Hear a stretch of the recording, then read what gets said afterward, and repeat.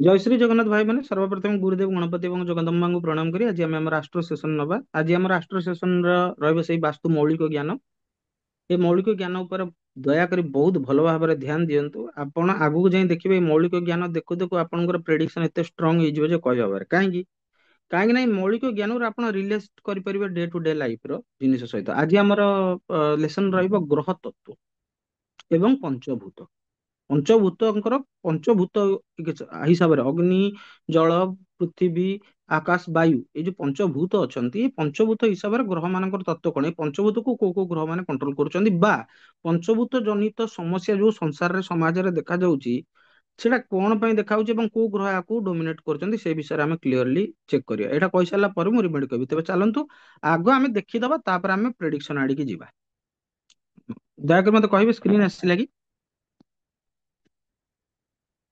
Screen ଆସିଲା କି ଭାଇ Yes, yes.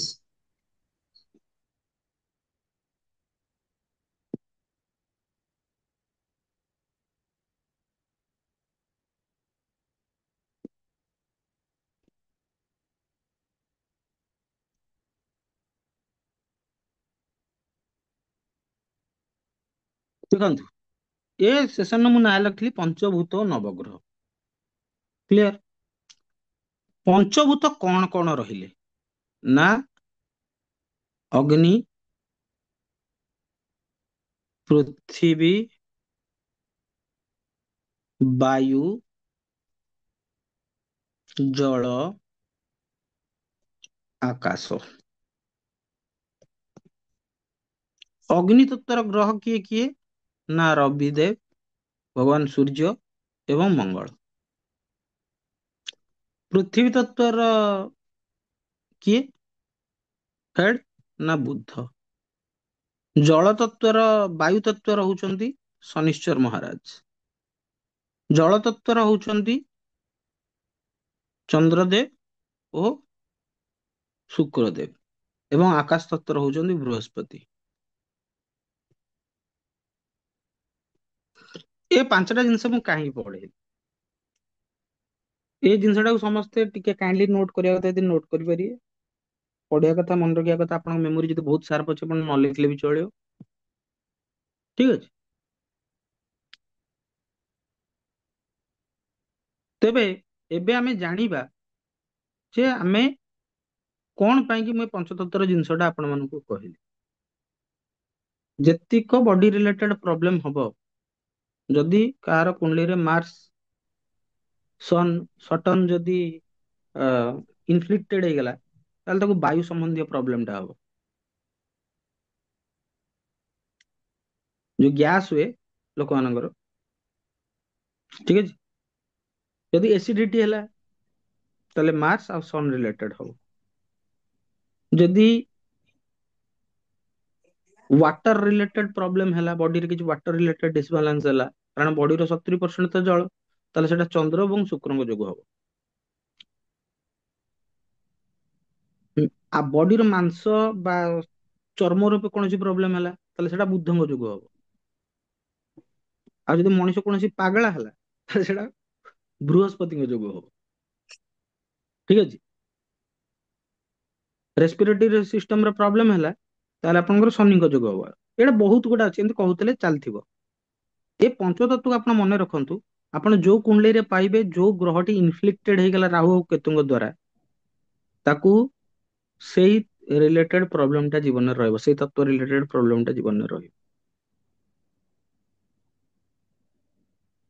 ଠିକ ଅଛି ୟାର ବହୁତ ସାରା ଏକ୍ସେପସନ୍ସ ବି ଅଛି ବହୁତ ସାରା ଏକ୍ସେପସନ୍ସ ଅଛି ଯେମିତି କି ମାର୍ସ ଆମ ବ୍ଲଡ କୁ ରିପ୍ରେଜେଣ୍ଟ କରେ କିନ୍ତୁ ବ୍ଲଡ ଟା ଜଳ ମୁଁ ଜଷ୍ଟ ଗୋଟେ ହିଣ୍ଟ ଦେଲି ଏ ଦୁନିଆରେ ଏମିତି କିଛି ଜିନିଷ ନାହିଁ ଯାହାର ଏକ୍ସେପସନ୍ସ ନାହିଁ କିନ୍ତୁ ଗୋଟେ ମୋଟାମୋଟି ଉପରେ ଯେହେତୁ ଆମେ ବେସିକ ଲେସନ୍ସ ଗୁଡା କରୁଛୁ ଏ ବେସିକ ଲେସନ୍ସ ରେ ଏଗୁଡାକୁ ଆମେ ସ୍କିପ୍ ଓଭର କରିପାରିବାନି ତ ଆଜିର ସେସନ ଟା ବହୁତ ଛୋଟ କିନ୍ତୁ ବହୁତ ହି ଗୁରୁତ୍ୱପୂର୍ଣ୍ଣ କାରଣ ଏଇଟା ଏଇ ଜିନିଷରୁ ଆମେ ଆଗକୁ ଯାଇ ଯୋଉ ରୋଗ କୋଉ ରୋଗର କୋଉ କାରକ କୋଉ ଜିନିଷର ବଡିର କୋଉ ପାର୍ଟ କୁ କୋଉ ଗ୍ରହ କଣ୍ଟ୍ରୋଲ କରୁଛନ୍ତି ଠିକ ଅଛି ସେଗୁଡା ବି ଜାଣିବା କିନ୍ତୁ ଏଇଟା ଯୋଉଟା ପଞ୍ଚଭୂତ ଆଉ ପଞ୍ଚଭୂତକୁ କୋଉ ନବଗ୍ରହ କୋଉ ହିସାବରେ ବଣ୍ଟା ହେଇଛି ସେଇ ଜିନିଷଟା ମୁଁ ଆଜି ଆପଣମାନଙ୍କୁ କହିଲି ଠିକ ଅଛି ଯଦି କୌଣସି କାହାର ରବି ମେଷରେ ଅଛନ୍ତି, ମେଷ ଲଗ୍ନର କୁଣ୍ଡଳୀରେ, ତାହେଲେ ସେ ଲୋକ ପୁରା ରାଗି ହେଇଥିବ, ଅଥରିଟେଟିଭ ହେଇଥିବ, ଟିକେ ଟିକେ କଥାରେ ତାର ମାଇଣ୍ଡ ଫାୟାର ହେଇଯାଉଥିବ।